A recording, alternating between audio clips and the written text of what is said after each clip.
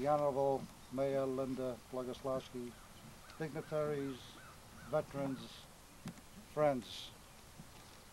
Today, I come here not only to pay homage and respect to the Polish veteran, but also to the Polish people.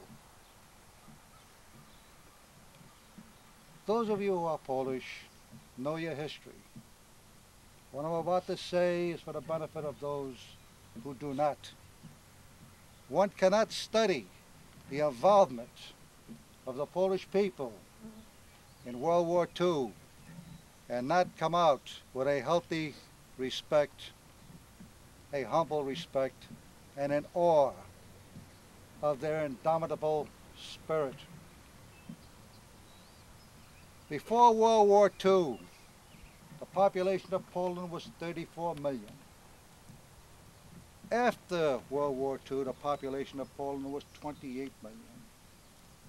6 million Poles lost their lives. 6 million. I want you to reflect upon this. Single out a grave and envision 6 million tombstones, 3 million of which were Polish Jews. On September 1, 1939, when the Nazi regime unleashed the fury of their troops and had special panzer divisions to punish the Polish people, World War II began.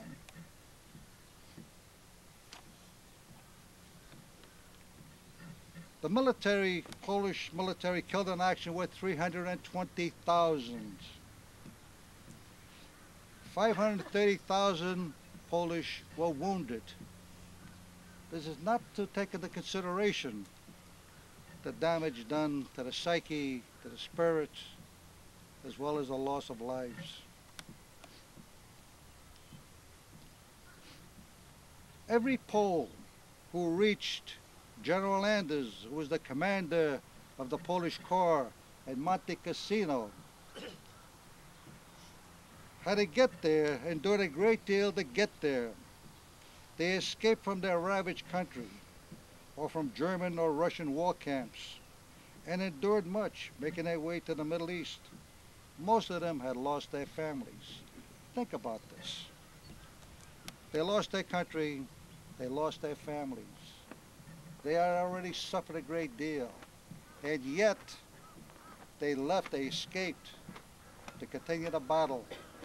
They fought with the British, they fought with the Americans, they fought with the French. They were truly the United Nations forces.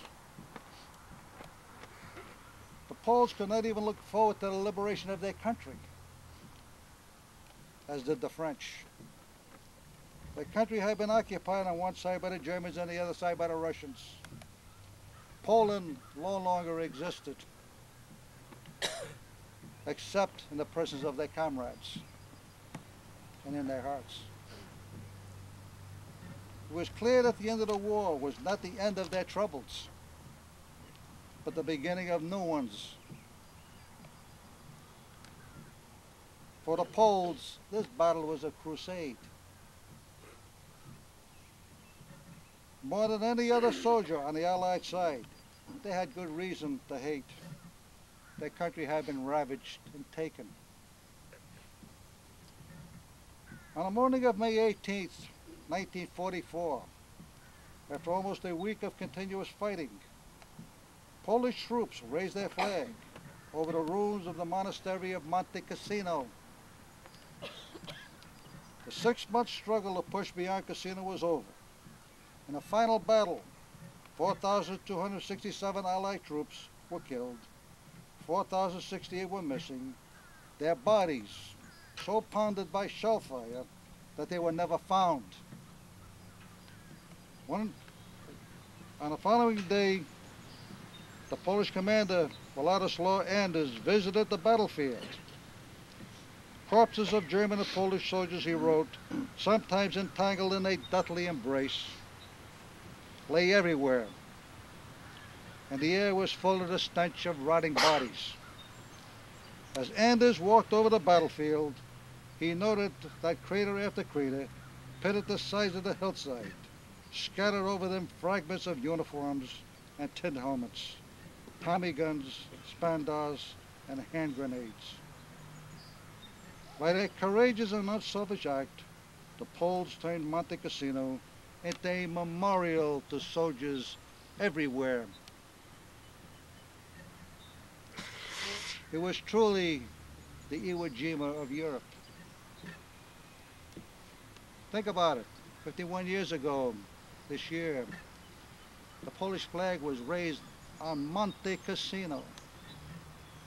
50 years ago, a flag was raised on Mount Sorbachi. Think about it. The gallantry of the Polish troops is unparalleled, and the inscriptions on the memorial of their war cemetery, which now stands on the slopes of the hill known as Point 593, which I saw. I had personal reason to go there in Monte Cassino, and I saw the cemetery on a hillside, in the shape of a cross.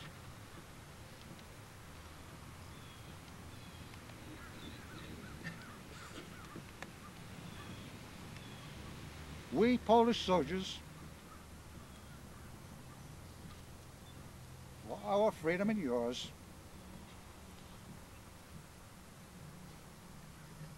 have given our souls to God, our bodies to the soil of Italy, and our hearts to Poland. Thank you. Christmas, we'll proceed. We have a lot of time. Go to the monument, then we go to